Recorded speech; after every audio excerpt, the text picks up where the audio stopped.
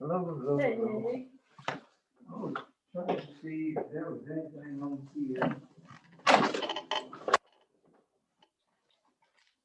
Well, I got these things for Andy, so I just need to advise the council for them to allow him to proceed or give Andy the authority to proceed with the repair.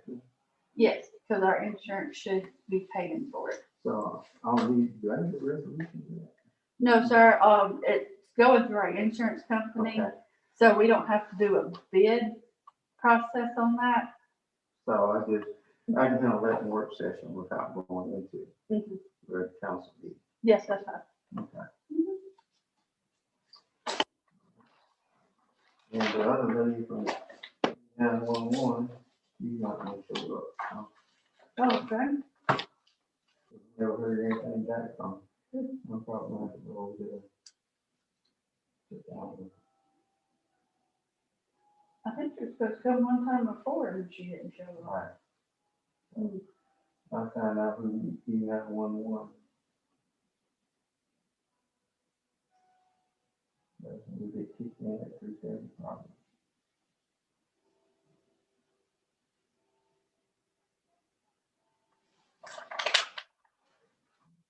Yep.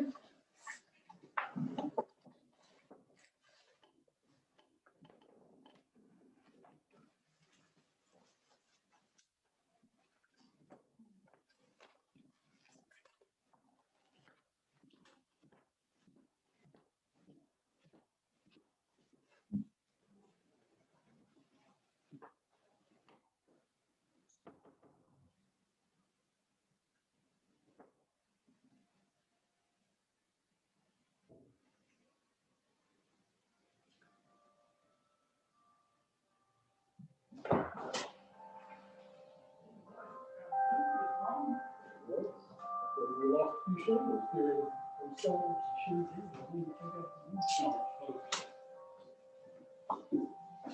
Check it out. Hey, man. Hey, good.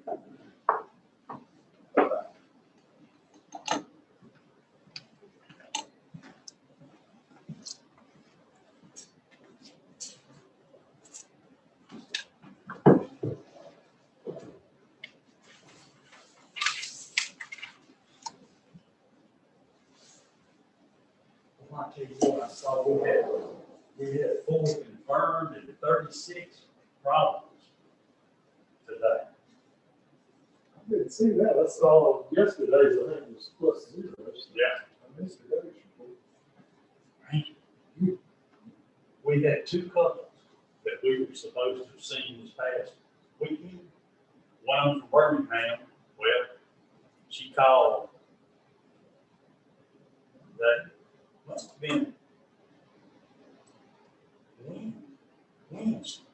And they had started down and got a call. Her mother had tested positive. She's like 93 years old. Well, they turned around and back to Birmingham. Well, she sent a line of text. I guess Friday, she had tested positive. So And her husband right now is not, but then a couple from Baldwin County, she called Elaine Tuesday night and said they were both positive. Well, he was really sick Friday, went to the hospital and stayed till 9 or 10 o'clock that night, and they gave him some kind of stuff. He went back home, well, then Saturday, she got real sick. She went up to the urgent care death, and they sent her on the Thomas. She's still in the hospital. And her oxygen dropped last night. They had her on oxygen. They gave her some kind of, I don't know if it's that antibodies or what it is. Yeah. They started her on that last night, and she's a lot better today. But she had told Lane yesterday, they have to do all these tests and send all that in to, I guess, CDC. And then they tell the doctors whether or not they need to.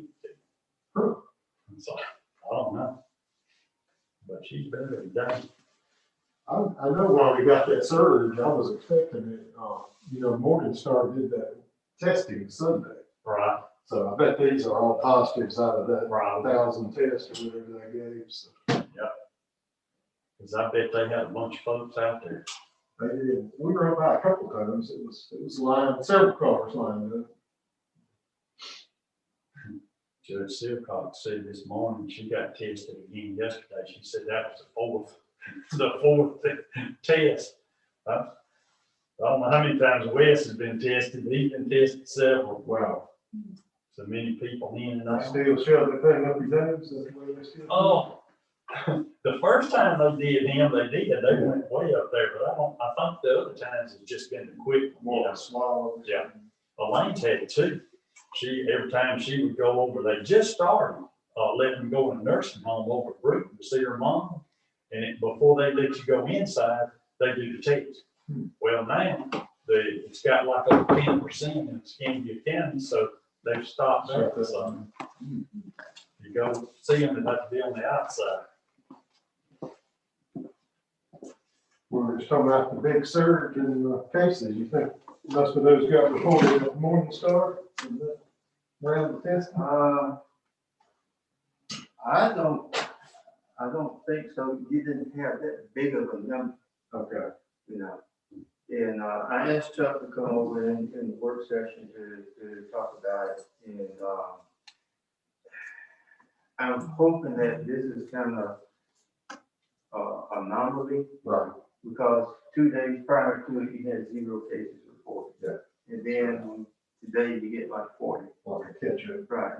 Now, if it comes back and we got 40 again tomorrow, Yeah. We got to turn around trying to make a decision, about what's in the best interest of the public safety.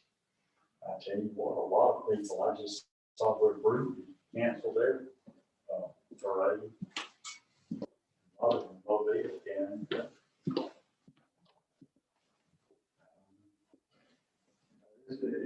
It'll be a tough call for me. I don't Chuck. Information he's providing. That's why I say, we'll jump to the conclusion of, where we are, based on the numbers we got today. And see what happens tomorrow. Yeah, I hope it'll be a 0 tomorrow. I know. I was telling them 2 couples that we would have seen this past weekend, both of them got it. One of the ladies, she's in the hospital. One was not too bad. Her husband, the man, one from Baldwin County, is the one that she's in the hospital. And he had to go to the hospital, but they sent him back home. So, one's from Birmingham, she's got it, but she told Lane today she, had little sniffles and muscle aches and so I can just Trying to stay safe. I'm telling Trying to stay safe. I'm gonna be in town that day, so. Oh, good, I want Pam. I just had a meeting with her today, so I'll let her know.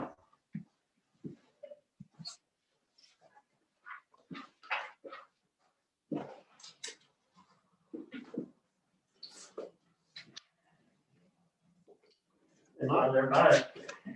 How you doing? Oh, clean in there. I just looked at the train. On this beautiful sunshiny day. It's cold. Frost and rain. It felt good. Last night taking in the plants, not so good. It was too good. All we more about it, every year. You need some more? Oh, here's one. Oh, you need agenda? I just, I sent you the. Oh, and I had to open it yet. You need it? Now, I gotta make money.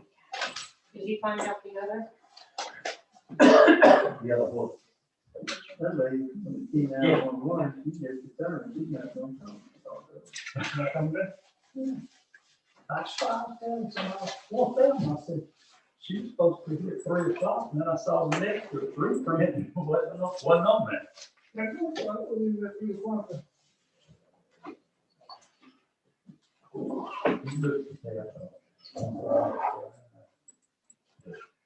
Sidewalk.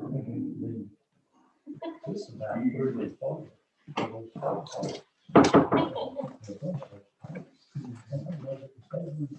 East side, we'll say them to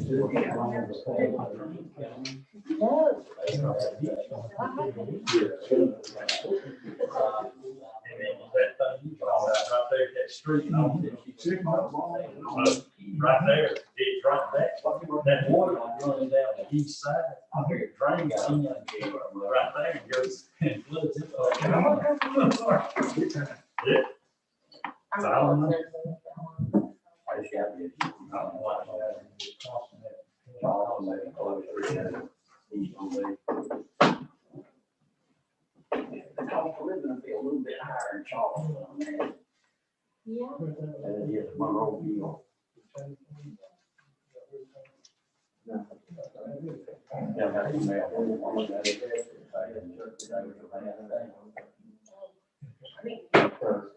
Because the county, the 2 days,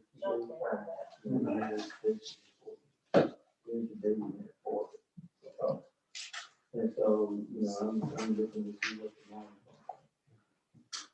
I'm like you, I wonder if a lot of that, if the, urgent care and those folks weren't doing it on Thanksgiving Day. that's what I'm thinking, that's why I say, you don't wanna overreact, based on, because we get a report in 5 days, zero. So let's see what happens tomorrow.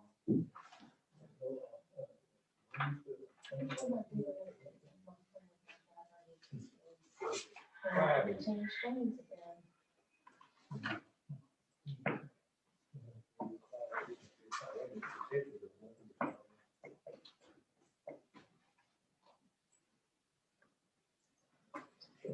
Last week I went by, down the street there, and they had a big old crowd out there.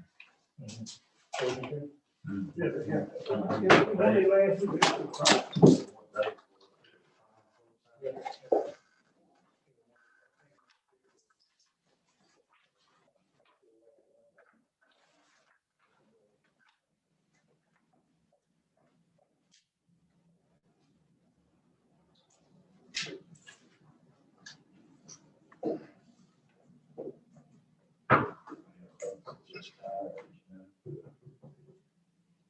You see light in the tunnel. I hope. That arm sleeve rolled up. I want it to be just like the arm. I'm gonna walk down the aisle, hold both arms down, and they shoot me both arms at the same time. I want one. I want 2 different kinds just to make sure I get the right one. One of them, you have to take 2 days. Well, did you get checked for the antibodies? No, they never told me if I have or didn't have them, but I'm gonna check. They told me negative or positive.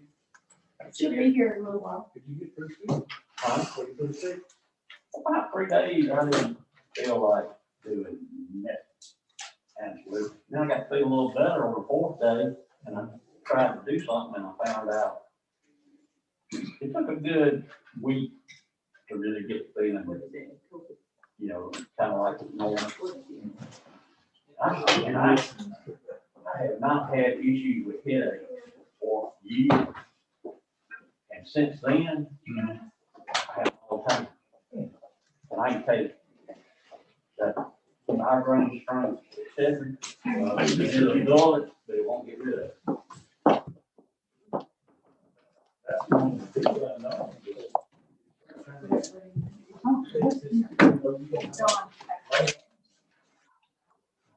It's bad. Right, but you moved in late. All the stress. Work. Did you No, go out? well, I lost 5 pounds that week. I finally started eating some soup later on, you know, 3 into the 3rd, 4th day. And I think I gained that. What about Robert? Yeah, she lost a few pounds. She just a lot thicker now. She stayed in bed. She stayed in bed. 1.5 days before she got, I finally told her, you gotta get out of bed. She wasn't having any fever, she still had some congestion. And so she'd get up, shut up half a day, go back to bed. And then a little bit more every day. Finally, one day she stayed up all day and she got better. I know one guy lost 63 pounds. He- Took him 2 months to get his taste back. Well, I never lost my taste on the smell. But it tastes like, Did you have a fever for what? I had, for a couple of days, I sweat it off, 2 or 3 different times, you know. It never really, I don't think it really, I never checked it, but I don't think it really ever got real high. But, mine was more like a good case of the flu without the stomach issues and none of that.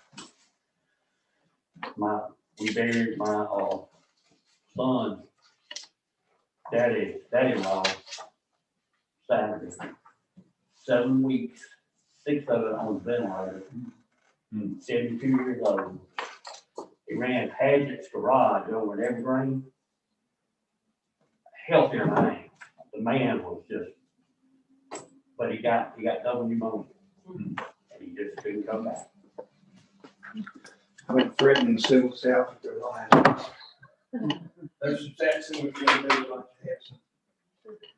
Excuse me. You have to pick them before the fruit. Yeah, I came home last night and I said, yeah, you and the dog have just about killed yourself. And there were baskets, buckets all over the floor. They were loaded this year.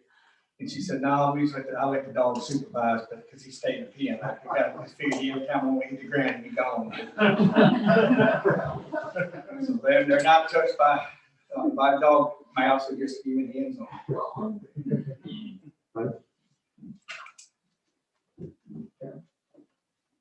Well, this is officially 3:15. We'll go ahead and begin our work session.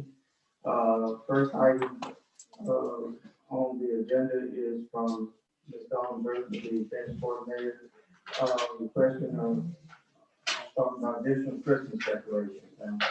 Yes, there is a woman that is with our, farmer's market each year, and her family, does a lot of woodworking, and last year, they surprised us with this big, enormous, tall reindeer last year that everybody liked. But we did have straight line winds come in, and that knocked it over the front, they had it up for like 3 hours, and the straight line winds had knocked it over, so we put it back up. But, they have made additional items to add, not as tall, and they wanted to see if you all would be interested in allowing them to place them out around town. And this is a good idea considering we have the COVID issue going on, where parents can draw their kids around town still and they can see the sights and actually do something with their children to get them out a little bit and have some fresh air. But they do have a sleigh and reindeer that will go with it. And I think that would be more appropriate if we put that over in, the park where the tree is right now, which is Lyle Salter Park. And if we could put it down further, so it's walkable along with the benches, and it's shorter than I am, and I'm short. I'm like 5'4". I'm not like Charles, where I'm like this every day. But it's probably about 4 feet to 5 feet in height at the most with the reindeer, and the sled will be lower. They also have the words joy printed out in wood, and that's about 4 feet tall. And I think that would go really well over in Effingham Park as something we can do over there. And then, of course, there are the tall reindeer, and she said that she has relatives that are over by the old dye house lot. I think her daughter lives over there. And she can keep an eye on it over there, and that way it'd be tall and something we can have showing out there. So when they have movie night, they'll also see the tall reindeer over there. So that'll keep that one off the square. I've talked with the director of the museum, and they would wish to put something out on their south lawn too. So if there's any extras that they have built, they said that they would allow that to happen on the south lawn for the holidays. And so did RSVP and the library. So there's some additional places where we can place them.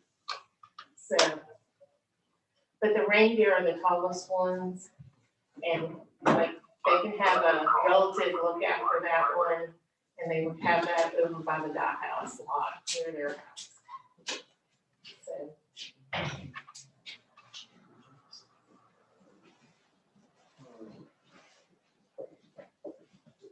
Any discussion? Feel about I think this is great to have the citizens, they're encouraged, someone that will come out and do something, do one for the team, so to speak, and be out there with us and spread some joy this time, while everything's going on, and maybe something they want to continue through the years and add pieces throughout the city and little park areas. I mean, they're great people, they're very good people. I've known her for years at the farmer's market, and they're very talented people. So, Who is going to set them up and maintain them? they will. I mean, that was the issue last year with us trying to anchor them down and. That was that one thing where there was nothing really there to And anchor it. if we get wind again, they blow out the road, where are we gonna be liability wise and so on and so forth. Right. But they said that, I told them that, we're gonna need a little bit of help with this, so we just gotta keep an eye on them. I can keep an eye on the ones across from our house over at the park and maintain that one for them. That's not an issue. And museum is, ecstatic and was willing to put it up. And I mean, they'll maintain ownership of them, they're not ours, or not. Correct. They will store them and that's all theirs. They're not for us to purchase. They're just, like I said, doing humankind work.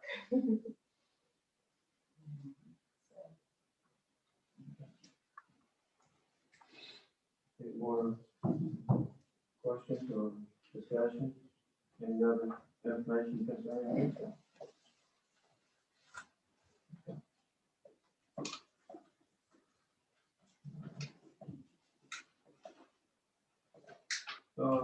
Mayor, do we need a motion on this in regular council meeting? I don't think we have one. No. If y'all want to, you can just to formally approve the setup of the locations and that do you have the name of the people? So then that way, if we need to get in touch with them or, I need a number. I can give you that. Okay. In case something does happen to one of them, if people call city hall and want to know. Exactly. So, and then basically they would be responsible for maintaining them and, any maintenance issues that come up during the time that they're displayed.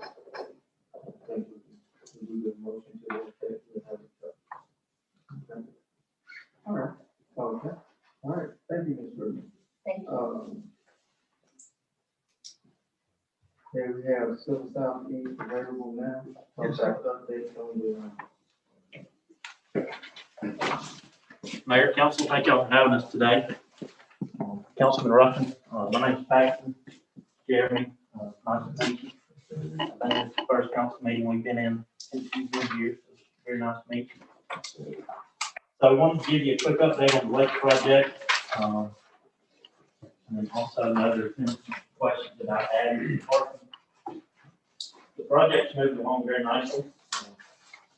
Contractors feel very confident in getting the project done within the time frame. I'm sure y'all have been out there to see, they moved a lot of dirt. They've been able to get the dam cleared off. So things are progressing pretty nicely out there.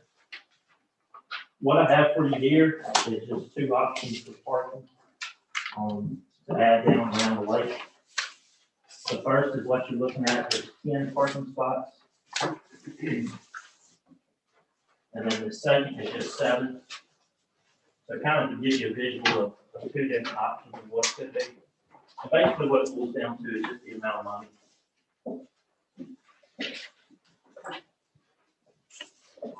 So as it stands right now with the change order, we've got a contract price of $407,000. The parking, the 10 is going to be somewhere in the neighborhood of $60,000. And then the 7 spaces would be around $45,000. So it's really just a function of what the council sees fit. We could scale that back to 5 spaces if we needed to. We just wanted to give you a few options and kind of see what you're thinking on that.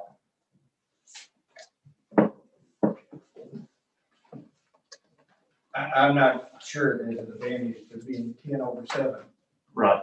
The fact of having something to start off with, just to get it out. I don't say I've ever seen more than 5 there. But there have been those kind of numbers fairly often. Well, and that's why we wanted to give you a few options, just to kind of be able to visualize what it would be with 10 and with 7. And then, 5 would obviously be a little bit shorter.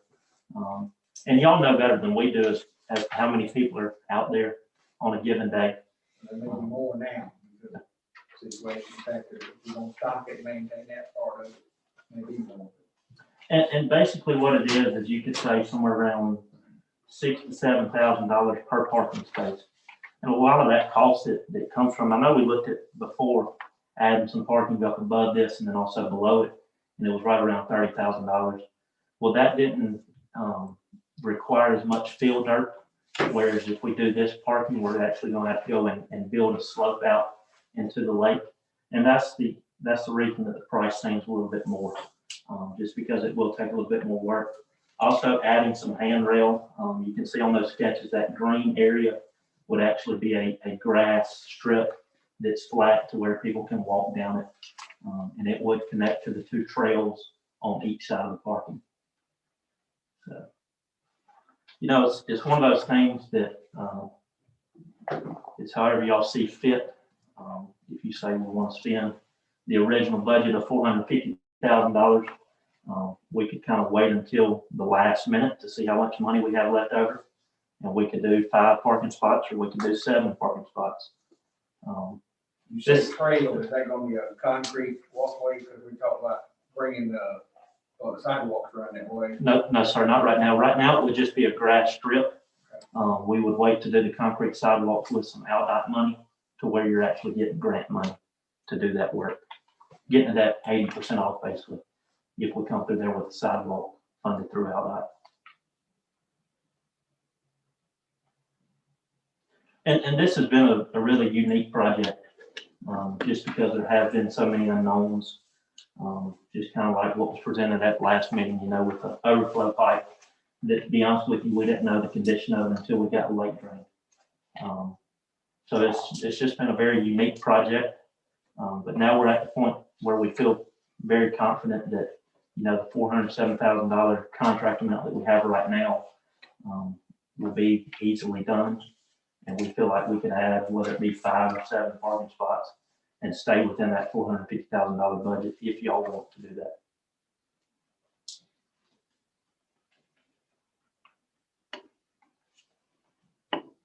Any questions on that, or how y'all would like to move forward? I'd like to move forward. And whatever direction that, probably 7, shoot toward the 7, and we'll look from there. Okay, Better to downsize, I guess, even than upsize. that's true.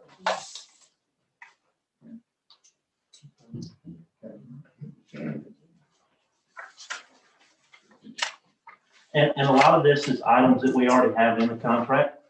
So if we say we do want to add however many parking spots it is, it wouldn't necessarily require a change order. So it's just y'all being comfortable knowing that that project budget may go up to $450 as a result of adding the parking. We have $455,000 budgeted, so it could support the 7 parking spots, the 45,000. And that's, well, what you're doing is give us a little room for something else, maybe. Right. Right. As we go from there. Sure.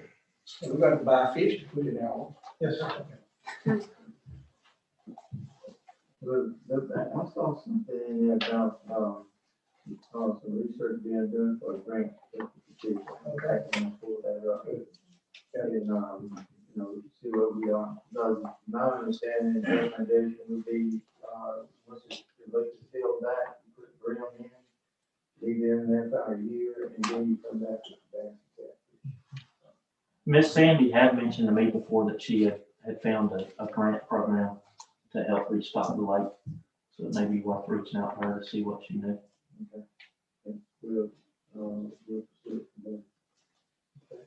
Okay. Any more questions on the lake park? What is the timetable yet? For completion. Yes.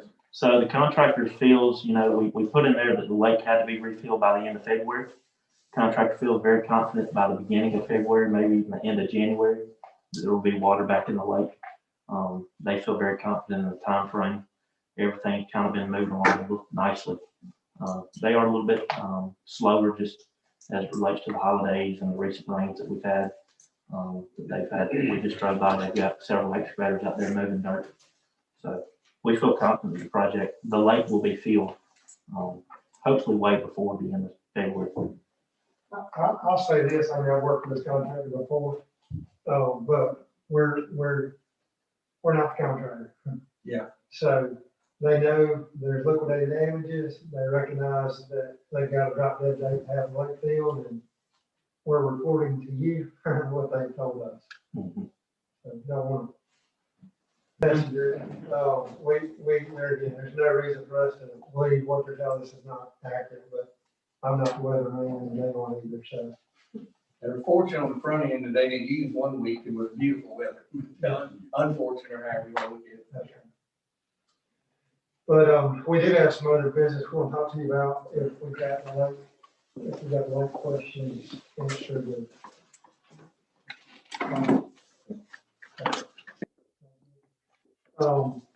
will target that as we discussed then, and that sounds good. Are you ready? Yeah, this is a sidewalk project, assuming no other questions on that. And the last, go ahead, Clay. This is just to kind of take down memory lane for a minute and just let you know what we committed. This project was funded by ALDOT, sidewalk improvements along Gulf Drive, Park Drive. So just to give you refresh your memory on what we submitted for. What was funded. We'll go one back. That one's got to move in to the valley.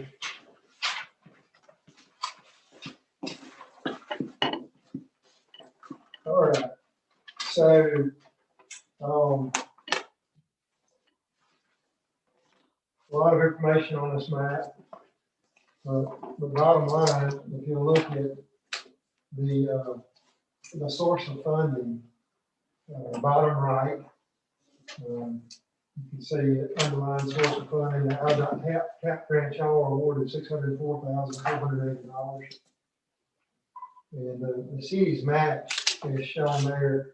It's two different line items because we broke them out by anticipated outlays of money per fiscal year, with fiscal year 2021 being 74,700, and then 22 and 23 would be the balance of that $151,120. That's the match. Where the project stands, and we've actually got a pre-agreement meeting set with DOT next Thursday. We'll meet with them here at City Hall, the teleconference, to get the project kicked off. And so you all have to sign that agreement, execute with DOT to get 600,000, and then execute agreement with us for engineering design. I believe that agreement came before y'all last meeting.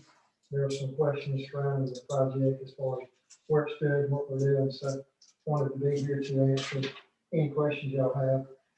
Essentially, when you go after this money, if you don't show where you're gonna put sidewalks on the original map, which this is the map that DOT saw, then you can't put sidewalks there. So our goal here is gonna be to start on the north end right there on Claver and work our way south, going to the community house. So you can see that there is a line going from Park Drive down to the lake on Park Drive. But that was a very optimistic red line. Just want to let y'all know. But if we've got money left over, we never want to get money back. And so that's why we put that line on there. On any project we do, the DOT now, they'll actually take your money back if you don't spend it all. And so we want to make sure that we design for enough that we don't give any money back. With that, any questions? Are you still looking on the east side of Golf Drive? We're anticipating, we haven't done this first bit of survey on this project, but we're anticipating on the Golf Drive side. Yes, sir. We originally, the proposal was gonna be on the golf course side. That's what I'm talking. It's still gonna be there. Yes, sir. Okay, with the trees and fencing and fire poles and everything. Fire hydrants, all that. It's not an easy project. And why are you swapping the sides of the road in that first area? Why don't you go all the way down on the same side? Starting at the Auburn. Got to do with ADA requirements, trying to meet the slope requirements. I say, it looks like to me it'd be better almost on the other side of the road than opposite of what you have. Well, it's trying, There's several houses got pretty good slopes on the yards on yeah. Actually, the west side's gonna be better, except for that one. There's a house on the corner of Pecan, on the northeast corner of Pecan and Golf Drive. It's got a pretty steep driveway. That's our biggest concern is meeting the requirements on that driveway. Outside of that driveway, that side is the best. But what we're gonna do is we're gonna tow up. It's gonna be the last time I see this project. We're gonna get a tow on it, we're gonna pick up utilities. And then as we get in with the design, actually talk to the property owners, we may have to job. But this is our best guess of what we're gonna do based on ADA requirements and meeting with DOT ahead of time. My concern under notes, number 2, Yes, sir. utility relocations may be required and the city would be responsible for that, right? Fire poles, fire hydrants, whatever. Yes, sir. Correct? That's correct. DOT never has, never will pay So for we don't have it. any idea what that. That's on any project. You're correct. And to that drainage, and, when I told you good afternoon, I told you all I know. But that drainage ditch that comes down that side, Yes, and sir. then it goes under the road on down there. What street's that, Anthony? Chestnut. There's a drainage that goes under there and actually floods that.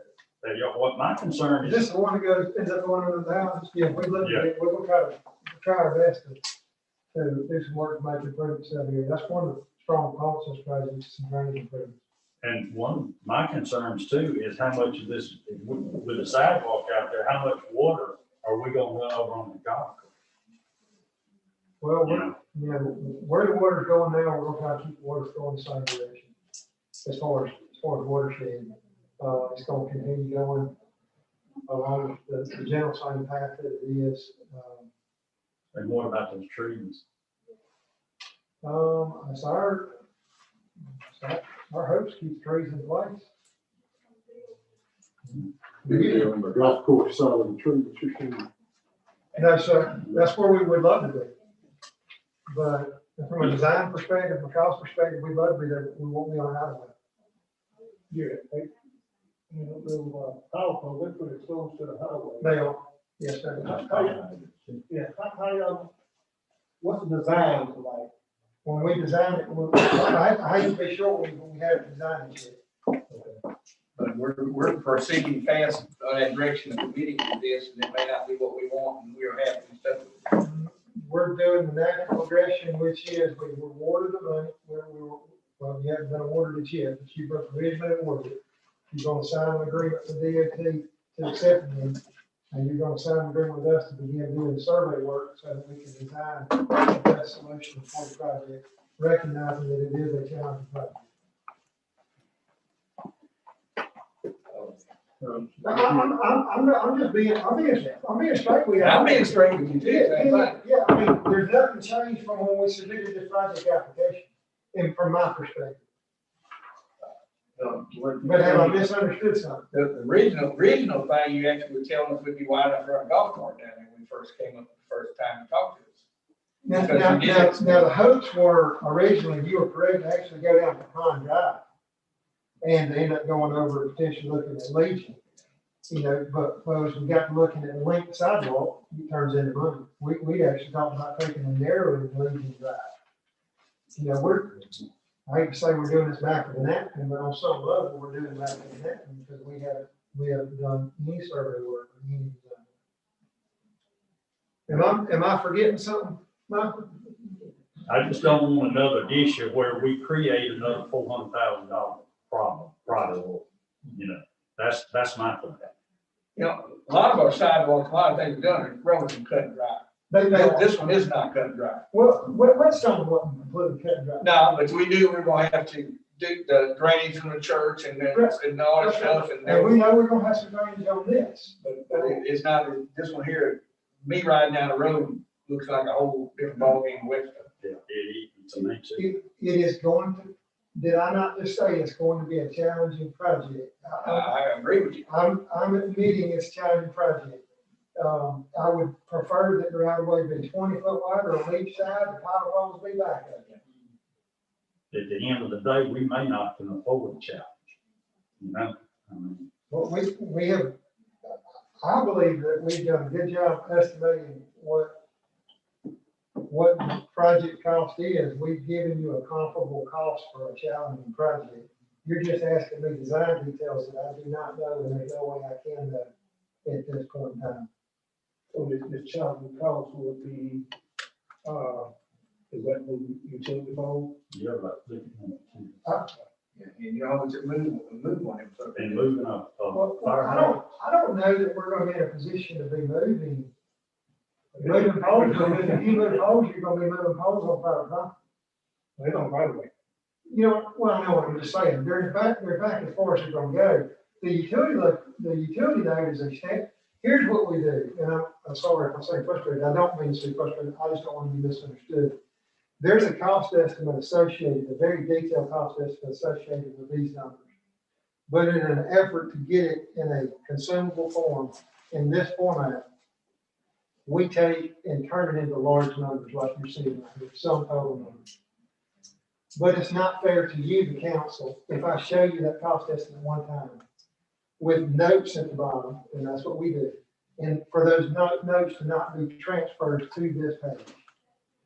These are standard notes that we put on every estimate, but whether any type of drainage project, any type of project, sidewalk project, we're gonna put these notes on. So I just want to make it clear that we don't have X-ray vision, and if there are utility costs on any DOT project we ever do, those utility costs will be 100% borne by any city because DOT doesn't participate in utility relocation costs.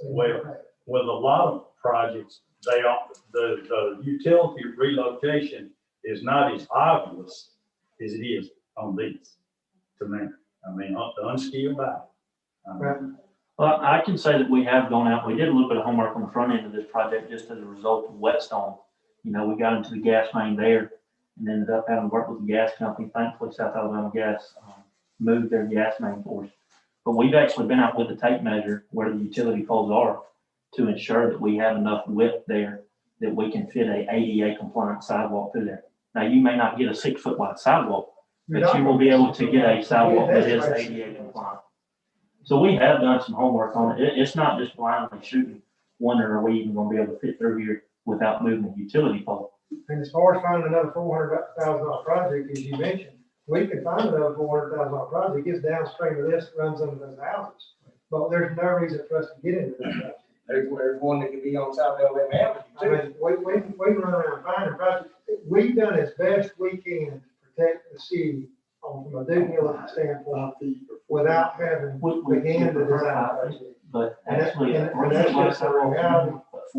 And for this project to move forward, we've got to get surveyed, we've got to actually go out and physically pick up the pothole lines, which they've already done so. And then we've got to show out a slope span from an ADA perspective with the right of way, just like we did on that typical detail for the parking. And I wish I could stand here and tell you 1,000% sure X, Y, and Z, but I will never be able to do that on a project that's like this. It's just not possible. And if we're waiting for that, then we just need to turn the money back in. If anybody guaranteed you that, they would be foolish. Yeah, but there again too, it's to us, the variables in it makes it worth. Sure. And I'm not trying to talk you into feeling differently. I agree. I've used the word challenging. However, I do believe that we tried to, I hate to say use the word pad, but put together a healthy cost estimate to protect us from the unseen. We're not going to stretch the right of way. And if there is a utility conflict, the DOT will not pay for it. But outside of that, we're going to do our best to do it. If y'all don't want to put the sidewalk from Claiborne to the community house, I'm being serious. If y'all don't want it, my feelings not going to be hurt, but we'll turn the money back in. You can bring it back. If they don't want I mean, but nothing has changed from when we submitted this application. And that is, yes, there's concern in my voice about the fact that this is a challenging project, given the fact that y'all are already hesitant about it. And I almost want it to die right now instead of continue down this process when we hadn't even started, if y'all were scared about it. And I don't mean that in any type of a disrespectful way, because we got to be a partnership. There's got to be trust. And I don't want y'all to ever feel like you're over the barrel on this project. That's why we came today. My wife had some personal surgery. I'd have been here last council meeting. So I guess questions for us, but we don't have a crystal ball. And all I can tell you is this is a cost estimate that we have done our best to put together. Yeah, one quick question. Yes, sir. What you provided here on the map is your projection of where the sidewalk would go. Yes, sir. There's a possibility you could bring it down the other side. Yes, sir. You really won't know that until you get into the design part. That is very accurate. This is our best estimate of where it should go based on all of our due diligence on the front end, and even having met with DOT. Having said that, I'm gonna be really clear. This little red line that's below Park Drive on it's showing Park Drive in both places, but it's going from the intersection of Park Drive and Golf down toward the pond. I fully anticipate not having the money to be able to do that. But in the event we got a presidential type deal, we want to not give money back, we put that line on it. But the lines cannot be stretched, but they can swap sides of the road from DOT's perspective. Y'all may feel different.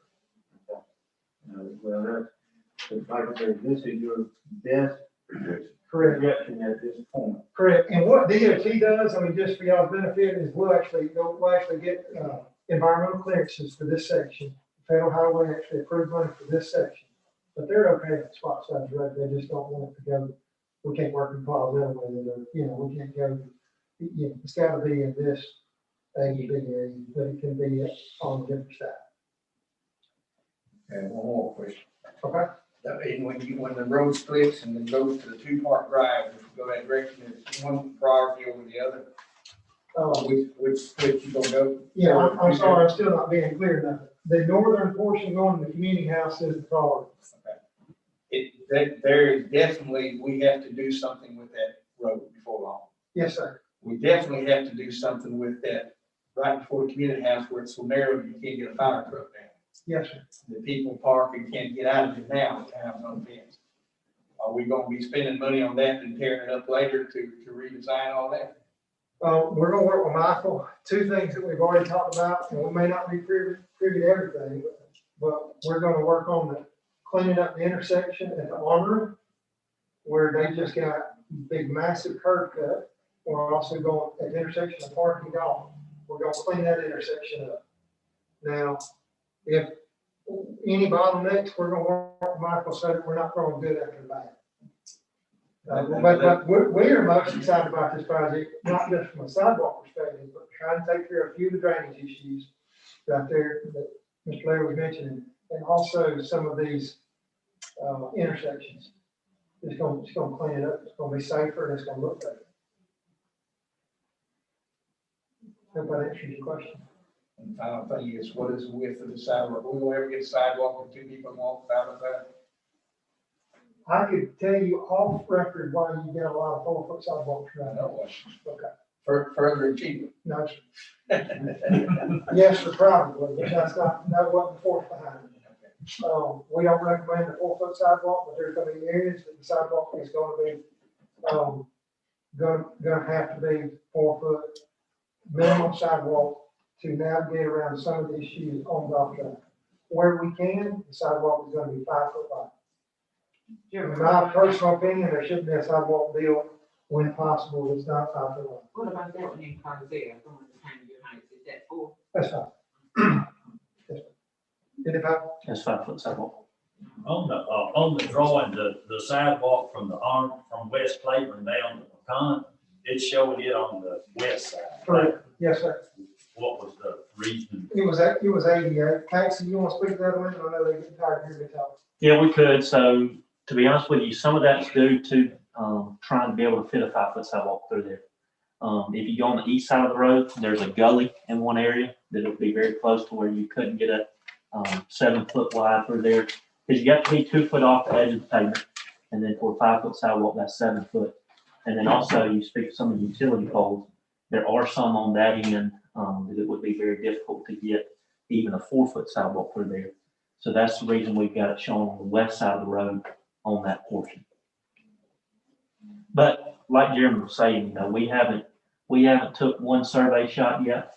And as soon as we get surveyed and we locate all this stuff, we'll be able to actually put together a formal design. And it's very possible that it could go on the east side of the road.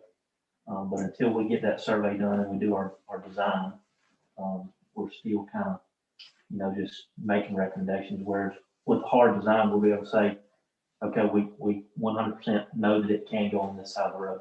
And you'll know that way before we ever send anything out to be bid on or go to construction. Most of these questions that we have, you know, it's kind of like the lake project. Some things that we didn't know, so we said, let's do design first and kind of see what it turns out to be. Way before you ever, you know, bid this project out to a contractor, we're going to have a lot of these questions answered because we'll have actually worked through a formal design of the entire project. So on the east side along the golf course, you have to have 2 feet off the pavement, right? Correct. So we'll get a 4-foot sidewalk. At a minimum. At a minimum. Then you have to have some type of drainage ditch before you get to poles, trees, or fire hydrants. Yes and no. And the reason I say no is there's a way to install curb and gutter in that 2 foot to where you have a 2 foot curb and gutter, and then you have your 4-foot sidewalk back behind that. And that curb and gutter actually for a portion, as long as it's not too far over, so say 300, 400 foot, actually acts as your drainage canal to get water down to an inlet to a pipe at this location that we're talking about, that hopefully we can clean up and take the water out of there. So that's why I say yes and no. It just depends on the situation. There's portions where we will need a ditch behind the sidewalk, and there's portions where we can use that curb and gutter out in the road to actually serve as the main channel for the water to flow.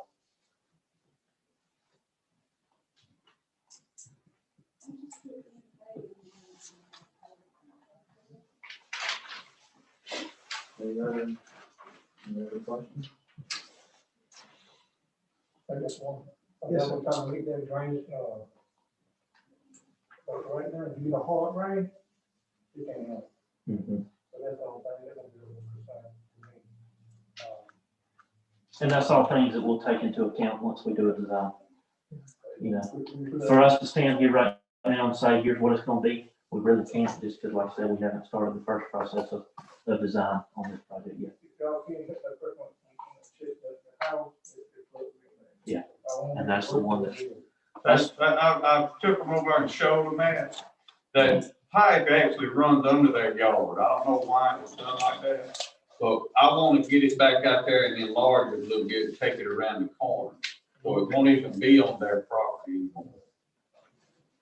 And that's the positive part of some of these sidewalk projects, is you're getting more than just a 4 foot wide or a 5 foot wide concrete sidewalk.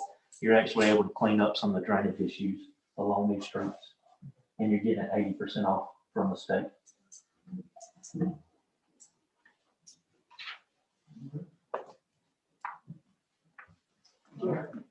Yes, sir. See, can you get a grant to do the sidewalk going into kind of behind, you know, we talked about that one. We have. Which, Work on it for we sure can be a year from now, before we can start looking at that application. Maybe 6, 7 months. Okay. Thank you all so much. Mr. Ruff, nice to meet you. Same here. Look forward to working with you. There are some good And, everybody out there. I don't know, And I don't know. You have another one. I had to get one back. So I got one for each side from Melvin. He gave us gifts. I could have gave you lemons, but I gave you some. I know. And we brought some goodies at the end of the workroom. Carried over, you know, and they had cookies and cups. Thanks. Appreciate it. Hope y'all have a Merry Christmas. Thank you.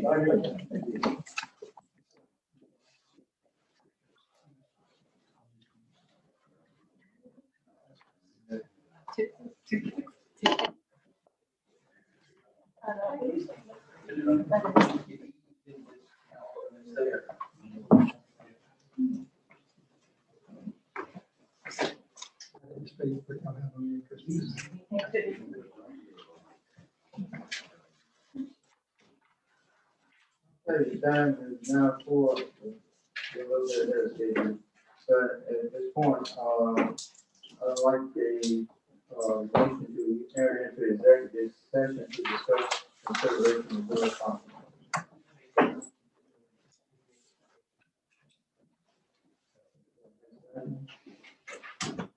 In discussion, where's the vote, all in favor?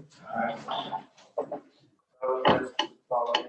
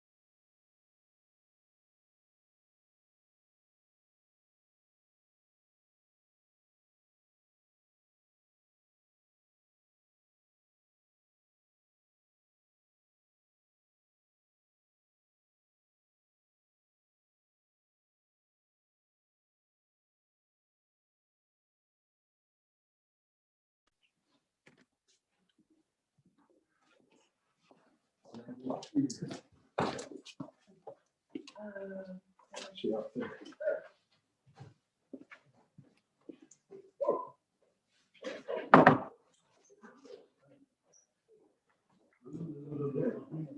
It's chilly out there.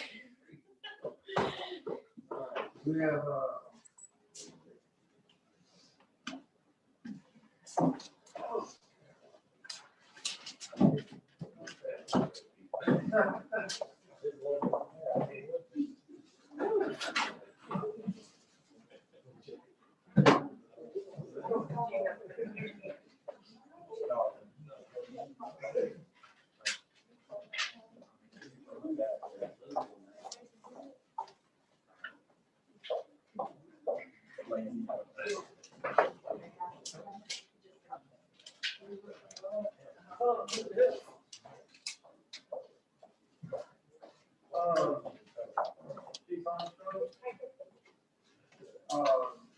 to declare two vacancies in one such combo. I can't hear nothing you say, Mr. Shaw. On the, for the, to declare two police vacancies and place for the police combo. Yes, sir, with the top, Davis. yes, sir. We've got two other officers that turned in their resignation. One is effective on the 7th and one is on the 9th. And with the Tahoe, when we finally got the call from Dynamo to order them, the prices changed for the 2020. The price we originally gave you all were for the 2020, but the updated one is on the packet that Mary gave you all. He said if we order them, we can get them back the first week in March. So the price now is supposed to be like $197,070. It's going to be an increase of $11,419.86. Yes, sir. Okay, and so we would have to. That would come out of the capital improvement budget. Yes, sir. At which time that we will have to make modifications to account for the difference. We could, or since there's 45,000 in the ABC police equipment budget, I know 15,000 is dedicated for bulletproof vests, but we do have that available too in the ABC budget. Since it's for equipment for the police vehicles, that 11,419, we could use the ABC funds for that, or the contingency fund. So we don't have to adjust the capital improvements budget because that's already tight. Okay. So I thought we had already authorized you to order those, hadn't we? Couldn't order them. They didn't manufacture them until now. We were not allowed to even put a hold on them. That was for the 2020 models. And they haven't even started manufacturing the 21s. They just sent out the email. We talked to them yesterday, and they're doing the 21s now. No more 20s. Chief, I see on here, it's specifying the Chevrolet Tahoe PPV, Tahoe SSD. What is your? The PPV is for the patrol, the one that's on the road, and the SSB is a standard vehicle, which the investigators, they're in vehicles that have, we passed on the patrol vehicles to the investigators, so it's time to transition them into vehicles as well.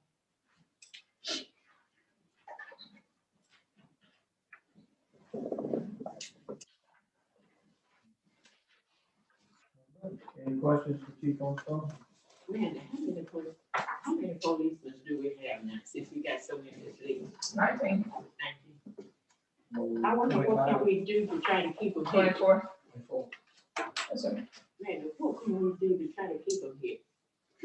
Is that what we can do, just let them go? Pay them, Pay them on. honestly. So you think we should be how they're able to do that?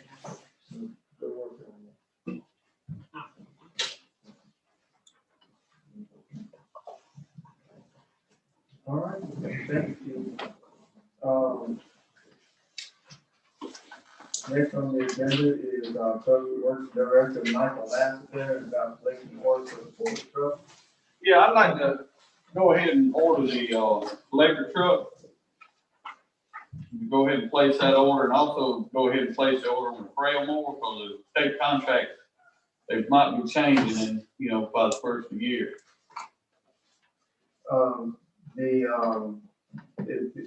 I know, see, we had a contract price increase on these, is there a contract price increase? I hadn't really found out. Now, I know on the Frail more it hadn't, but he hadn't got back with me on the truck.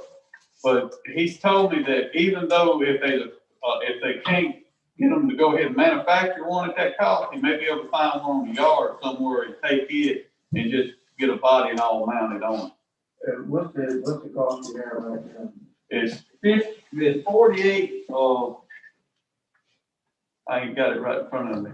48, two something.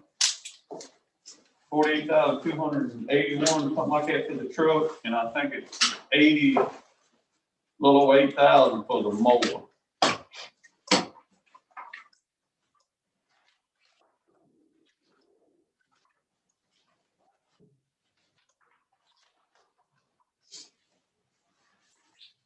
Have you got that copy of that number? Yeah, the, truck is $48,861 and the floor mower is $8,254. The mower, how much? I'm sorry? The mower, The mower is $8,254. And the Ford F-450 is $48,861 off the state bid price. And that was effective June 3rd, 2020.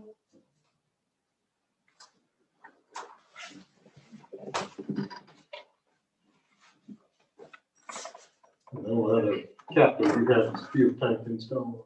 Sir? Fuel tank installed. Yes, that was 6,000 of it. That was already spent. Yeah. we don't know the state bid price is still good on this truck. Not exactly. He hadn't got back with me yet, but good thing about, he said a good thing about these type of trucks. Sometimes they may have a chassis sitting on the yard somewhere else, a new chassis, and he just, maybe he'd get one like that and just put the body on it. I don't know if it's a possibility here or not, but I get hit a lot by people asking why we don't give local dealers a chance to purchase vehicles. Well, see, none of them actually on the state bid. We would have to actually bid it out, and from my understanding, they couldn't get the discounts that the dealers that's on the state bid actually get from the manufacturer. That's my understanding. I'm not 100% sure on that, but it's a lot to do with it. That's just like on the Kubota tractors. We used to get them out of Montgomery, and because Carter never was on the state bid, and he couldn't get the discount. But now since Daniel has got it, he's on, you know, we can get him at a discount, governmental discount. So, any more discussion? Do we want to proceed with this? Possibility, you know, it may cost us more than this. You don't know what they do. Get us a price. I mean, 2 weeks, you can give us a price, can't you? Yeah, we should be able to get it. I can get with them maybe tomorrow. Try to get back up with them tomorrow. We put it on the agenda for the 15th. And now the Frail mower, that's the price set on it. I talked with him and he said that's what he told me today. There wasn't no change on it, but he hadn't actually placed the order yet. Council, you want to proceed with purchasing the more today? And then we'll do the truck on the, on 15th when you get the updated price. Is this replacing one? And what are we gonna do to replace one if we do, is it replacing? We're gonna sell it. Okay.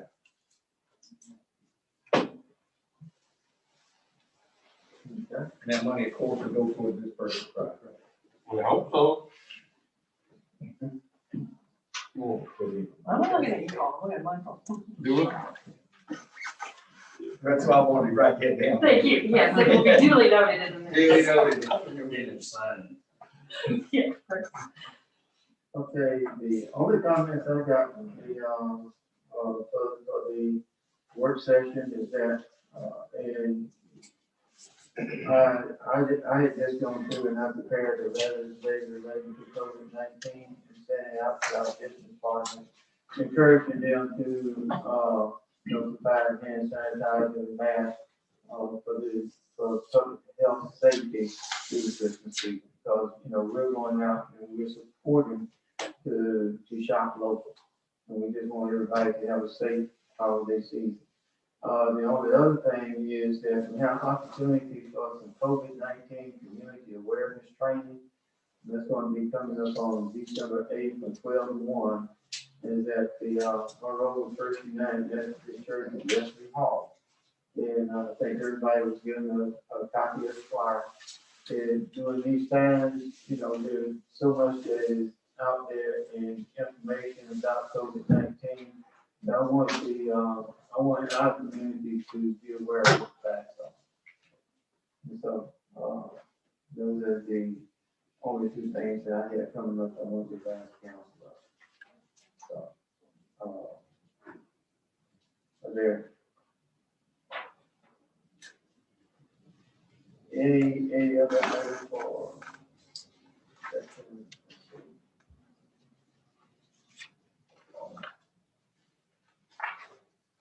Okay.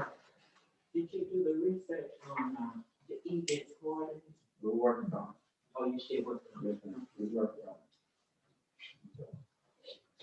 We'll, hopefully have a report by the next council meeting. We'll put it on work session at that next council. Okay. Randy, is the, Texas Code place still closing at 12 o'clock, or they're not? They're back 24 hours. They've been back 24 hours for like 2 months. But I thought they supposed to close at 12. Miss Sandy had, I don't know, last agreement we had, they were supposed to be closed and they were back open and we notified her. I don't know if she ever, I don't know what the agreement was at the end of that. We haven't had any trouble about the text code that I'm aware of. But they do need to close at 12. I think the problem there, just what we get from the community is that's where they can eat after midnight because they have the sandwiches and all that in there. So that's why there's so many people there. The neighbor complains that they're in the parking lot making noise, but when we go by there, they're in the store getting food. I mean, it's a crowd there, but they're eating. We haven't had any issues there. Yeah, that's first I was aware of it. Whether it's closed or not, I guess that was.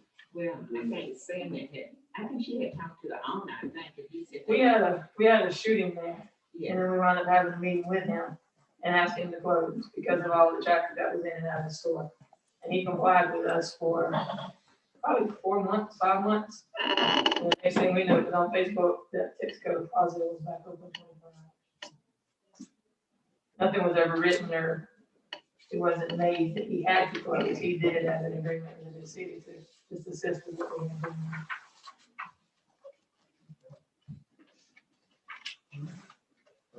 Yeah, no problem. Business,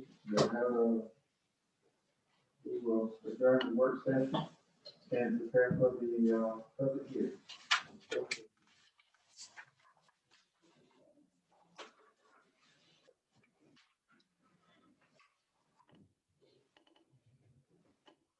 The invitation. Okay, you have the invitation tonight. Oh, you do, okay. Do we have anybody for?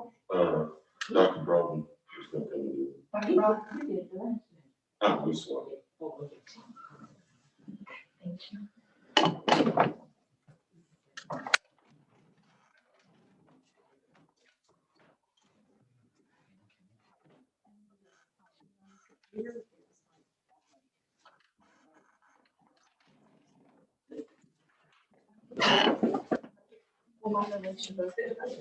Oh.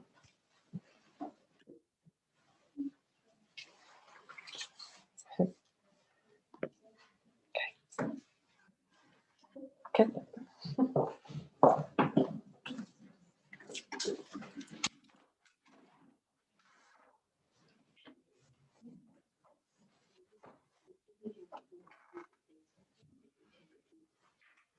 Did you?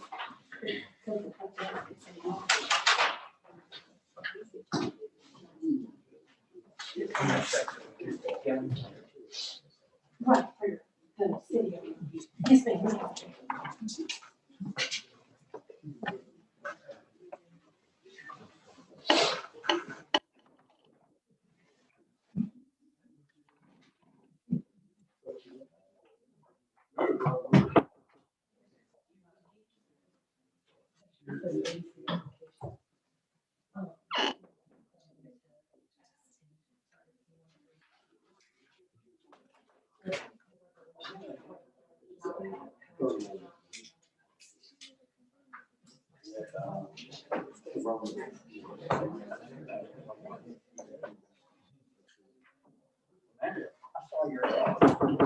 Your sister changed jobs. I think her.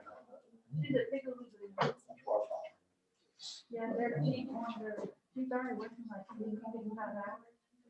And I wanted to work 50 hours. Because they have more people on.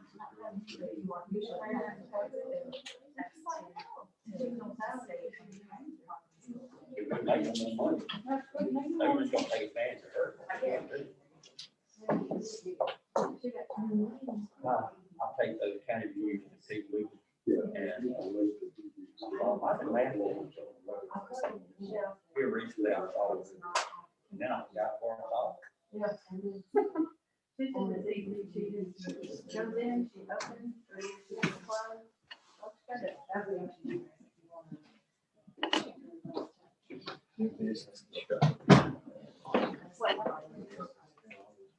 Well, yeah, she works at it, we really work.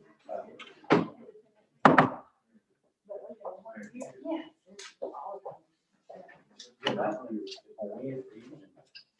Wednesday was free turkey day. So it was, I changed this. but they were usually busy or regular.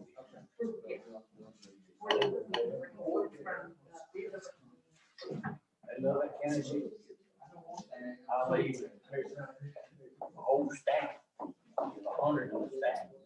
And I hardly ever pick up 3 hours. I left on here at 12:30. The biggest Yeah. area We got off. where I pick up Okay. fuel. I mean, they gonna get them by. If they take them and grab the feet up, they get These turn hours. Now at 12:30, you got to run it. I said, it ran more by 5 minutes or something.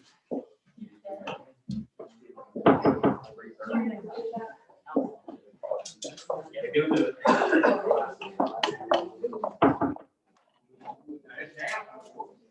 Yes, sir.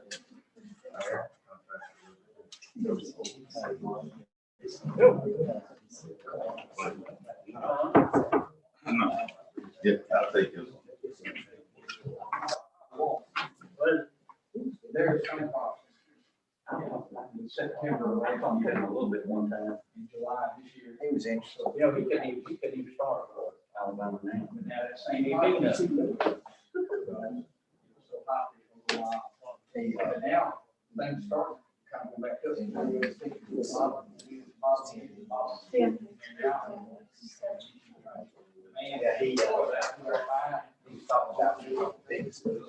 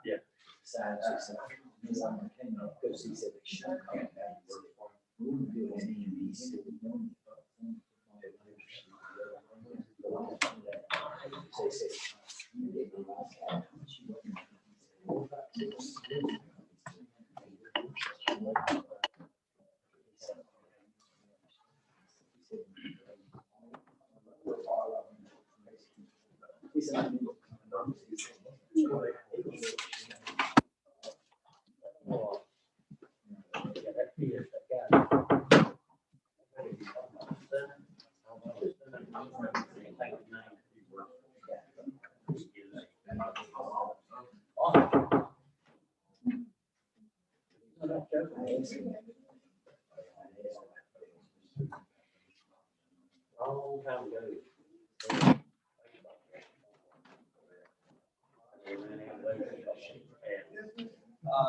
Yeah, Real tall. But he wasn't like that. I heard him tell me one guy, he played guard. Mary Brown played 150. He played.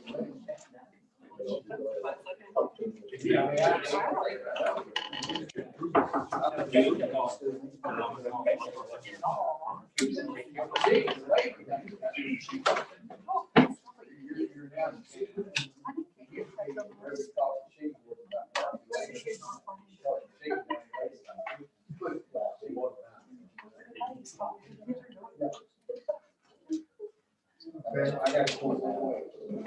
I'd like to call the public hearing to order with an invocation by Pastor Wyatt Ross.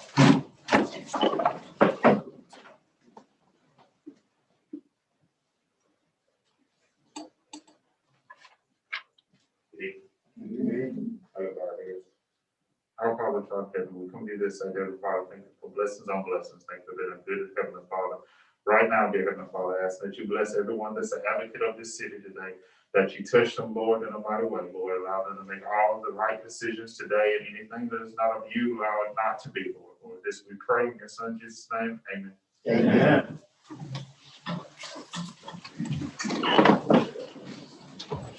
Say that item on the agenda for the public hearing is to approve or deny leave and debris abatement. I have Mr. Vaughn to address the, for the identification of the property for the nuisance resolution. We have 5 properties on the exhibit, and only one of them are cut, so we have 4 to cut.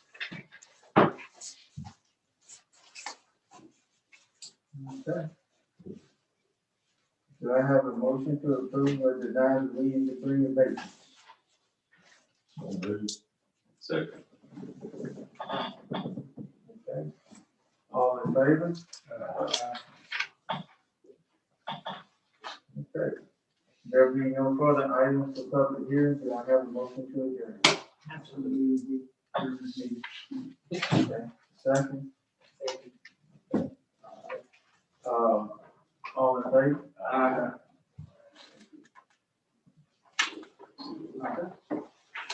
Probably some point in time, consider just talk here, or maybe a work session, discussion, what we're gonna do with some of these properties with Jim and some people. Since we're on getting these type of things are usually financial equal out somewhere, but we spend $5,000 to demolish the house, we basically almost taking ownership of that property. If there's some kind of thing in the environmental court or some other means we can to, if there's other avenues we can to keep from doing it. We're wanting to keep, we're only paying that, we turn around and a lot of times these lots become vacant. And then we have to start cutting grass on them, and no one will ever pay tax lien on them, that we got invested in them and stuff like that, if there's some other way we can go that direction. Then, that's an item we can, we'll take. We can direct you to Tim to maybe start researching that. The process for that is dictated by state law, and our process pretty much follows the state law. I also don't know of any properties that we own that we have to mow. I can research that, but I mean, we technically, we don't have ownership in it, but in fact, if we do, what I'm using an example of that, the one who was on Whetstone, that property, we would continue cutting the grass before we wound up taking the house down. we cut that grass once, and that was not the kind of situation that where a house is condemned. That house was signed over to us by the owner for the fire department to burn. And then we missed the deadline to burn it because the state changed the guidelines on that. So that's why we only mowed that grass one time. Okay. And that's why that's what I got complaints on, because in my district, and it was, obviously either they were getting it cut or we were getting it cut, because I mean, that'd get complained and I, next thing I know it was cut, so. Well, when I first looked at it and I saw that it had to be cut, I found out that it was signed over to us, and so it was our responsibility. That's why we cut it.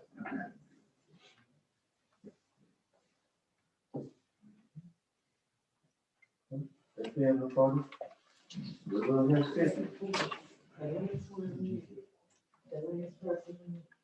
Tim, the last person on the sheet, you might can go to the funeral home and talk to the mother about that. Cause She doesn't accept our letters. she what? She doesn't accept our letters. Oh. What? We can talk about it in private. Oh, okay.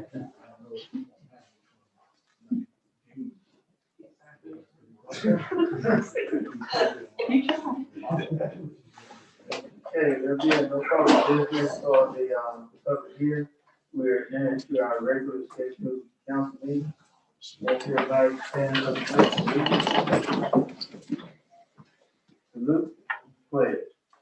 I pledge allegiance to the flag of the United States of America and to the republic for which it stands, one nation, under God, indivisible, with liberty and justice for all.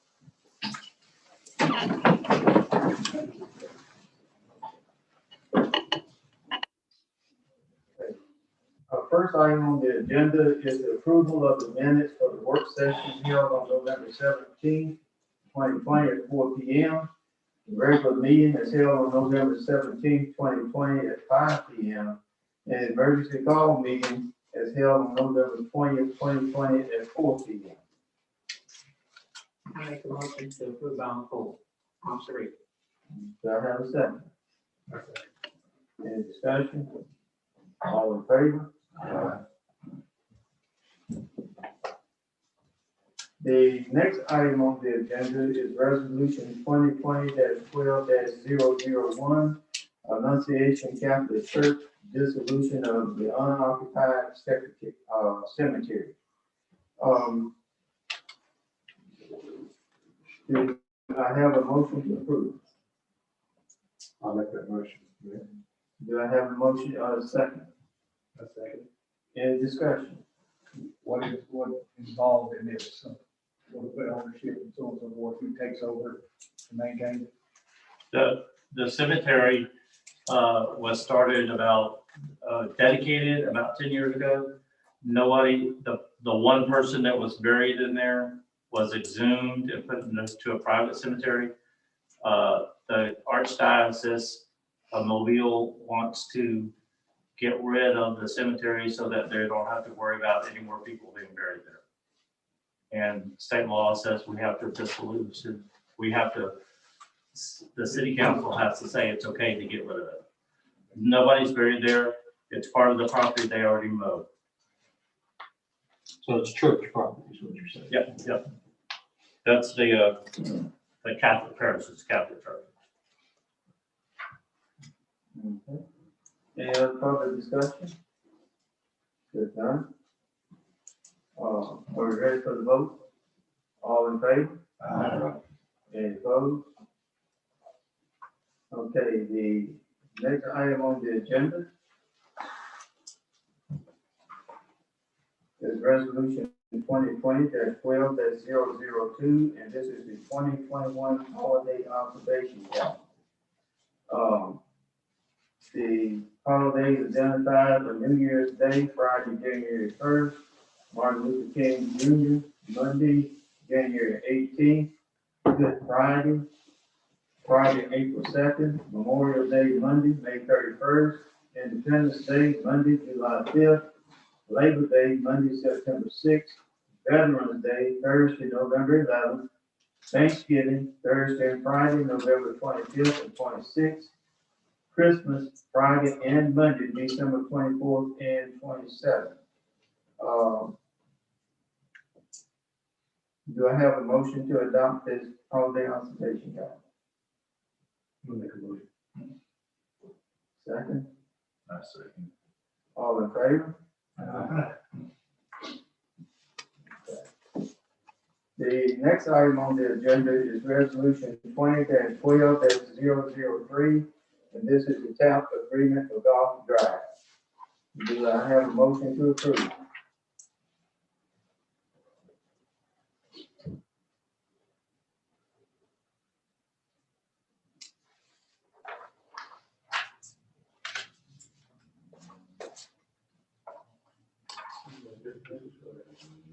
This is for the side. I'm with that motion, because they're gonna come back and get some kind of. We need to spend $79,000. Okay, I have a motion, and a proper second. Any discussion? Are we ready for the vote? All in favor? Can I ask to clarify what Melvin said? I couldn't hear what you said. This is committing to $70-some thousand towards their engineering, if we told them it's correct. And also consider going forward with the project at some point, no matter what. 74%. Okay. Yeah. Yeah, the 60, 60 something and another 6,000. So total 74%. This is in your district and Larry's and Anthony's. Not mine. I just got real reservations about that side, on the golf course side. I don't know, Anthony, you travel to live right there.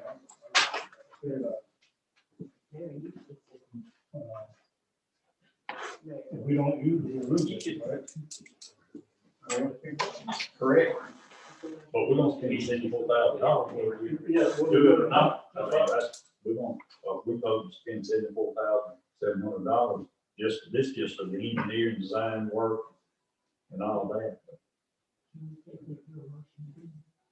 We have a motion, that's out here that has to be resolved. You want to do a roll call vote? So you do a motion in a second, if there's any more discussion, and then you go by that. We have a second. Okay. Yes, we have a second.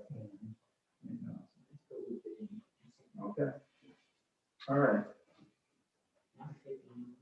Okay.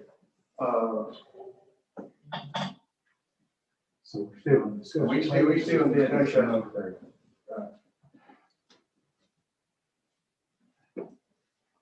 I hate to lose that money. Well, I mean, anyway, it's going. But that ain't all it's gonna cost. Was it the total is gonna be another $200,000? Yeah, we're talking about the city portion, yeah. City Monroeville portion is 151 besides the 74,000. Plus everything else that comes up. Right. What gets now? Comes in FY 2022, 23. And the engineering design is what comes in FY 21, 2021. It will be at least 225. The 74,700 is 2021, right? Right. Yeah. But the total now is gonna be at least 227,000. Right. The city's on the hook for $151,120. Plus their engineer. That's total city funds are $151,120. The federal TAP funds are $604,480. The total, this is the agreement from ALDOT, so then, yeah, the additional 70,000. Right, but the, Plus 151. right, what we're, in the ALDOT agreement, that's $755,600 is total grant information. So the match is 151 plus the 74,000. $227,000, yes. I was looking at that. Yeah. I think that's a good area for sidewalk. I think that part of it, I'm not comfortable with, of knowing definitely where it's gonna go. I mean, I think I like the idea of sidewalks there more, as much as anything. We do have some leeway in part of yet to decide. I guess we have some leeway of how it's constructed and where it's constructed. That's the variable we kept talking to him about it. The variable that I understood him to say is that this proposal on the map basically comes to, and it gives them, the information here to come up with what these numbers are. Now, this is, he said there's a possibility that it may come down the other side. But you have to meet ADA requirements and all of these issues, which they do not know because they have not performed the survey yet. And I, to some extent, feel like that if they should have done that much, some research in advance on their own to give us that. If I'm not mistaken, I think Jeremy was the one that said that he went and he had measured some of the distances between the light poles. And, you know, there may be some areas in order to stay inside of here that, it would be a 4-foot sidewalk. But they did not measure all of it. My concern is you have to stay 2 feet off the road, you get a 4-foot sidewalk, then you have to have some kind of drainage there to keep all that water from going out in the golf course. So, you know, and I'm kind of like Neil, and I think they should have done a little bit more prep work before they were asking us to do this. The moment when it rain, heavy rain, the people on the other side of the road is getting rain on the golf course. Especially there where that drain. Yeah, they don't, that, if they put the sidewalk there, that's not creating the issue. The issue is coming from the golf course. And what I understood him to say, once they put the sidewalk in, that they will have a curve going down the side to address the drainage, you know, where the water would run into the curve. That they might in certain areas, yeah. I thought it was, I understand, down he said how long it would be, you know, to address that issue, to get down to the point where they were having a problem with the drainage. What was that, Chestnut Street? Hmm. To get to that point and then make the modification there to the water out. That's what I understood.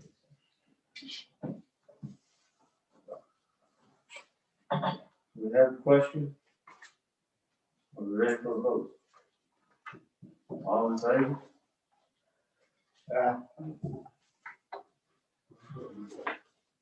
All opposed? Any abstentions? Okay, so, vote carried. Ms. McDaniel, did you vote? Yes, I did. You. Yeah. Okay, the vote carried 4-2.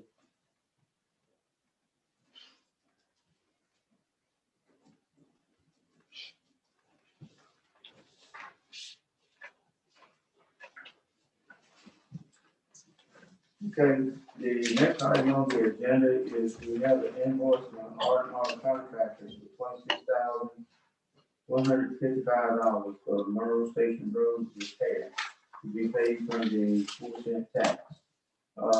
We just received this, I think this was performed last fiscal year, and presented to the council for, approval for payment. Now, there is another item up here where we talk about setting the purchase order threshold amount for large expenses. I believe that's already $15,000. Yes.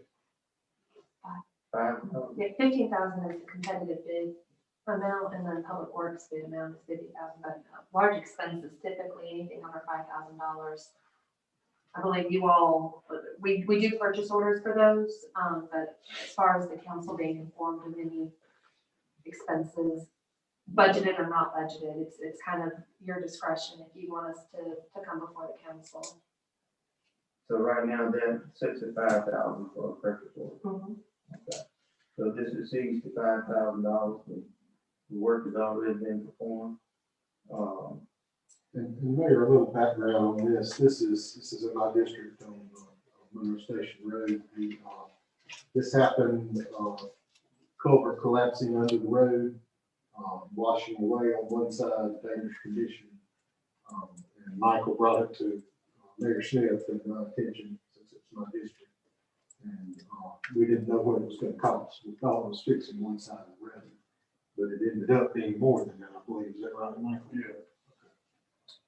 To actually do the repairs. Still considerably less than if we had involved an engineering company and went that route. That's kind of the background.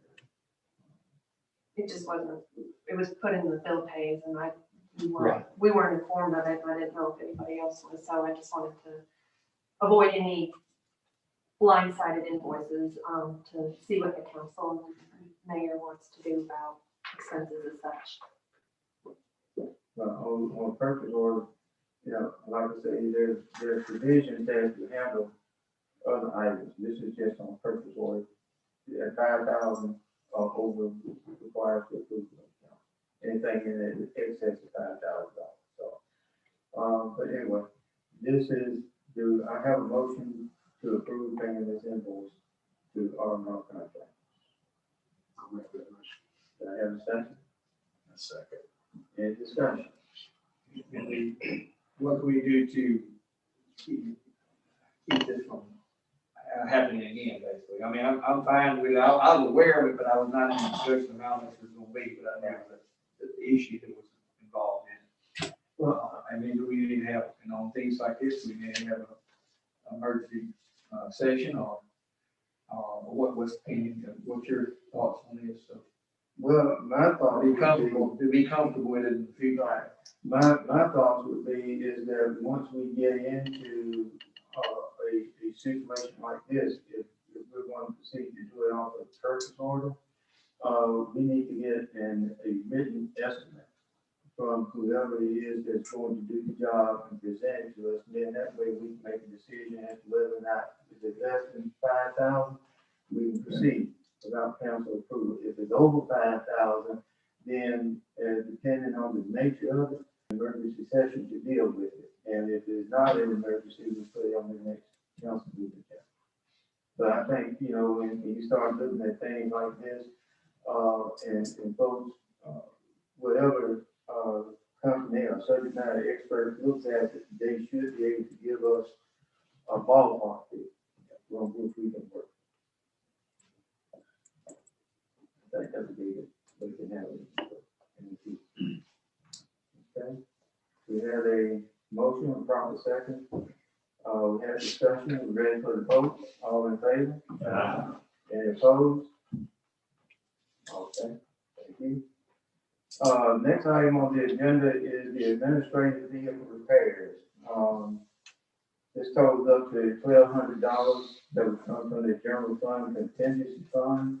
And the issue is that, I think the tires on there were the original tires and they're about worn. And we also have an issue with the windshield.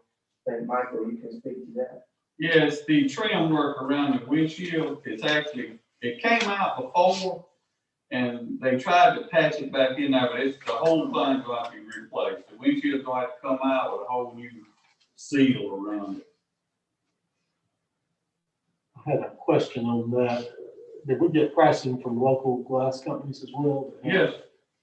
Not just a body shop, but glass companies that have a business license? Well, I don't think I got that new one around there yet. I don't think we talked to you. Anthony was. Yeah, they have their license. The one right here. You're talking about the one down on South End, right? Yeah, I think the price came from airport collision, I believe. Yeah, for 500 and something. That seemed a little high for a windshield, so it's a question when we check the glass companies. Well, it's not the windshield, it's that molding and all that goes around it. The black rubber. Yes, it's actually the molding and all. Comes with the windshield. So the windshield's not gonna have to be replaced, it's gonna have to come out to get all that new stuff back in there.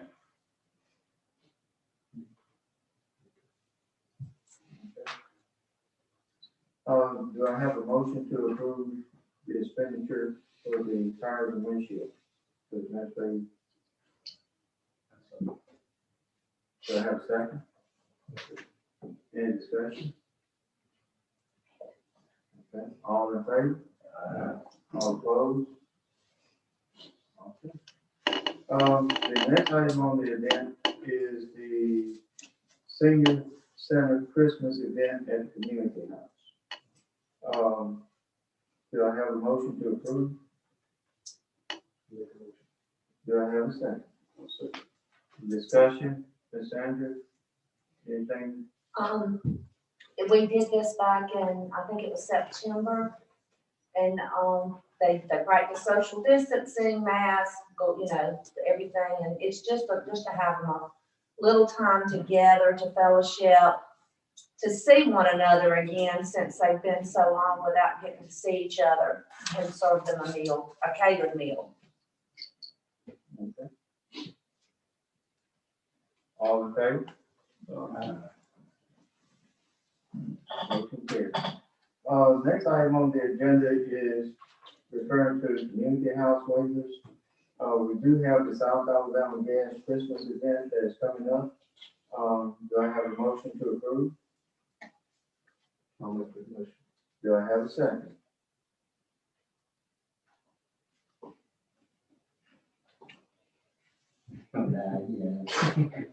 Do I have a second?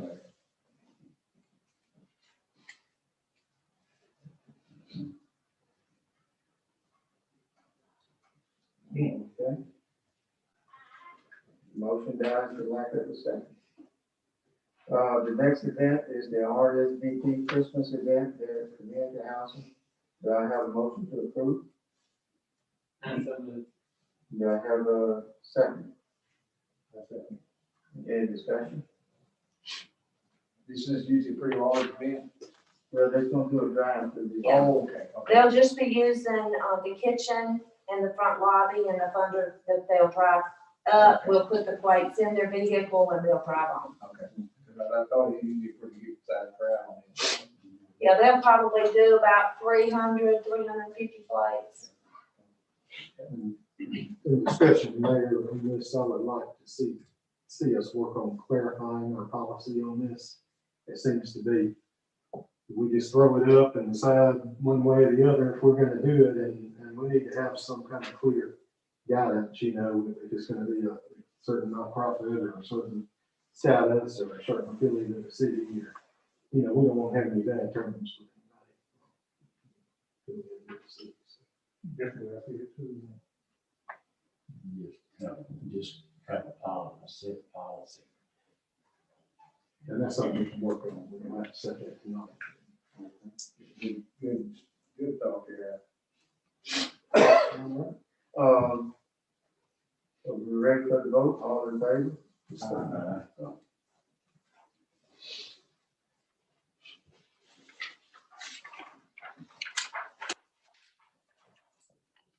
Okay, the next item on the agenda is we had an appraisal of the MIPB building done for $2,200. Do I have a motion to approve? I'll make that motion. Okay, any discussion? All in favor? Okay. Next item on the agenda is for insurance company Emmett to oversee roof repairs due to the damage from hurricanes. And this would include the Hornady incubator and also the chamber building. And this would give the insurance company the authority to proceed with overseeing the damages. Do I have a motion to approve? Do I have a second? Second. Any discussion? What about this, building? Is there any damage? We see some shingles. There were a couple of shingles, but it's not it's just a small repair. Do I have a, all in favor?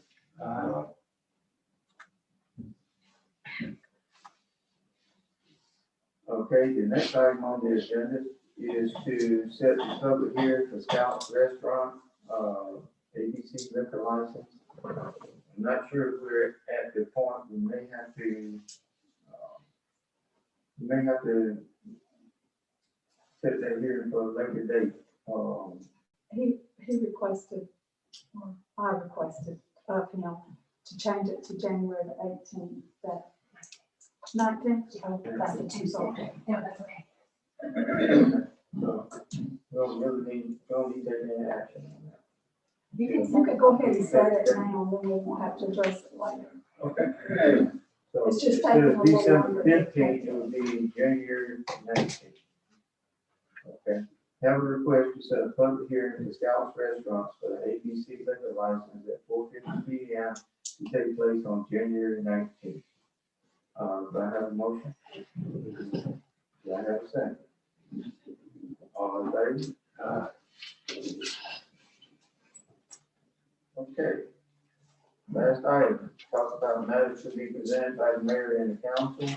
And as I said in the work session, that, one of the things that I did today was I prepared a letter to send to our business partners, in the city to let them know that we do support shopping local and that we are asking them to,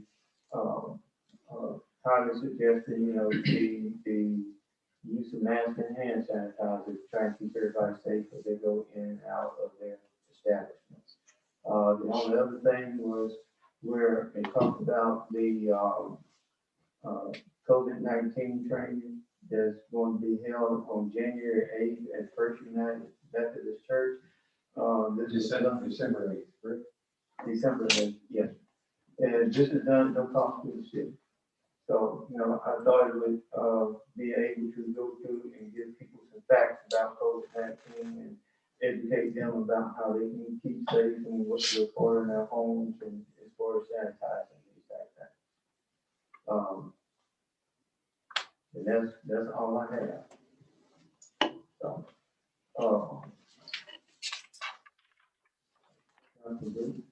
Okay, I would like to request that our compliance officer investigate and enforce our policies on the home on the east side of North Mount Pleasant, this past Wiggins Street. It appears there's about 20 or 25 vehicles in the yard there. Looks like a repair shop or a junkyard being maintained. So I have residents in that area requesting that we look into that and enforce city ordinances. Need a motion? No, sir.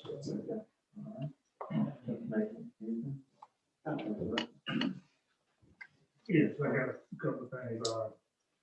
We need to make a motion for Dawn Room to set those cooking declaration out, a couple locations. I'd like to make a motion for that. It's been moved and second concerning the additional Christmas decorations on the square. All in favor? Any opposed? So carried. Also, that one more thing, I think Mike asked for, I think we're gonna approve them and make a motion to approve them, ride home or something. Yeah, it's a trail mold. A prayer move. I'd like to make a motion for that. Okay, do I have a second? Okay, all in favor?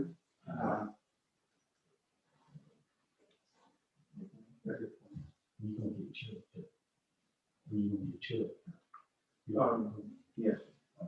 Okay, thank you. Okay. Speaking of, things for masks and sanitized stuff, that, Main Street and also Chamber of Commerce has done very well in, obtaining some of those and making them available to small businesses in the community. I think if you have not needed opportunities in it, they can help provide some of those. Tim, I've been brought to a couple of people have asked me about, we're starting to see more of the pop-up tents in the parking lots on Fridays and Saturdays selling merchandise. They're Winn-Dixie's parking lot's been very well filled with that lately. they're permitted.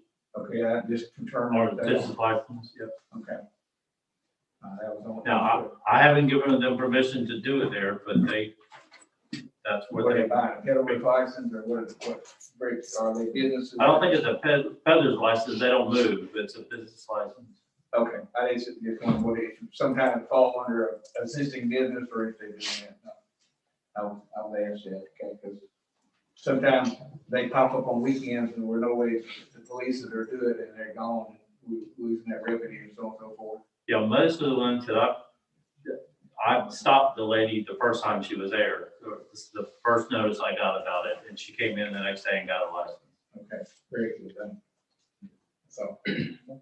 At this time, I'd like to ask Mr. Chuck Downing to give us an update on COVID. Thank you, Mayor. Council, I just wanted to make the city aware because I had some numbers come across my dashboard this morning that were disturbing, I guess would be a good word. But overnight, we added 40 cases in the county from yesterday. And I did verify with public health, this was not an error or a mistake. It was accurate. And the bulk of them were what they call probable cases. So I wanted to explain what that means and how it affects the community. 4 of the cases were confirmed cases, 36 were probable. Half of those cases came out of the hospital over the weekend. The good news was, based off my conversation with the hospital, they did not require hospitalization. So these were they were cases, but they didn't have to go into the hospital and be treated. They were sent home. So what is a confirmed case and a probable case? The 4 confirmed cases were PCR tests. That's the test that has to be sent off. It takes 3 or 4 days, up to a week to get the results back.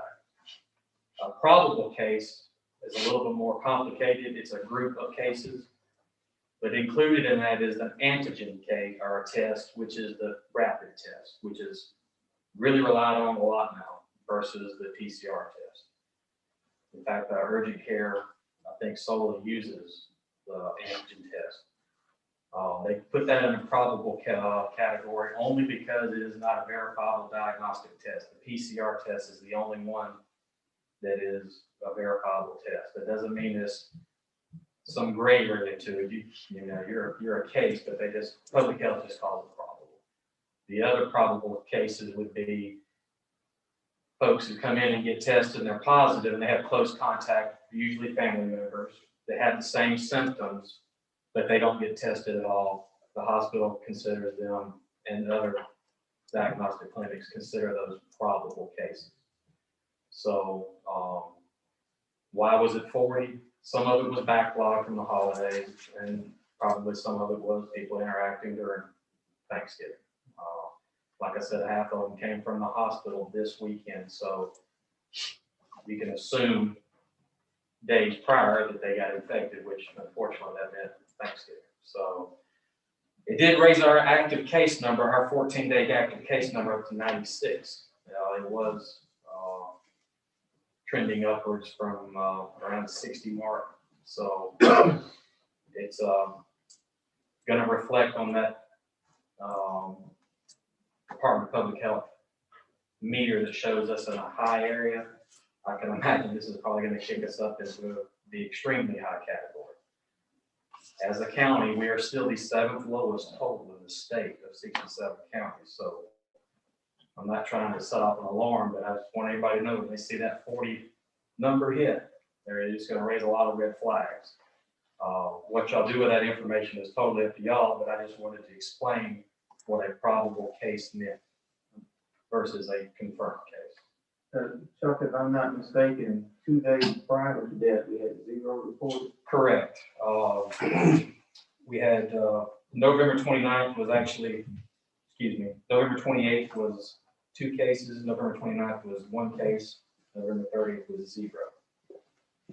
The active case count, because of the 14 days, the 13th and 14th day back, there's 20 cases. So in the next day or 2, that number will come down again, assuming we don't have any more days like we did last night. I don't know that I would make any knee-jerk reactions over 1 day's worth of cases, but I knew it was going to cause some trepidation with people. Just wanted to let you know what those numbers meant.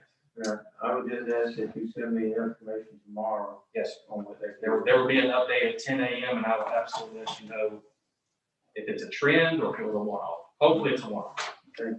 Okay. Okay, we have matters to be presented by our department heads. Ms. Jackson? Yes, sir. Okay.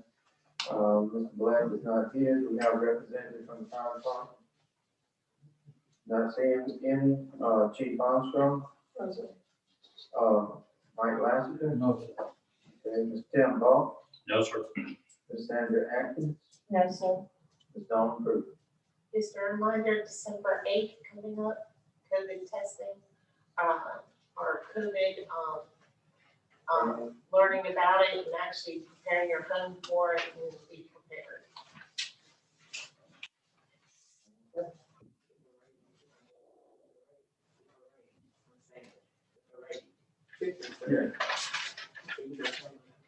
Oh, yeah, I was supposed to, we do have a Christmas parade that will take place at 10 a.m. on Saturday, around the square. I will be participating, along with any other council members that, wish to. Other than that, that's pretty much all I have.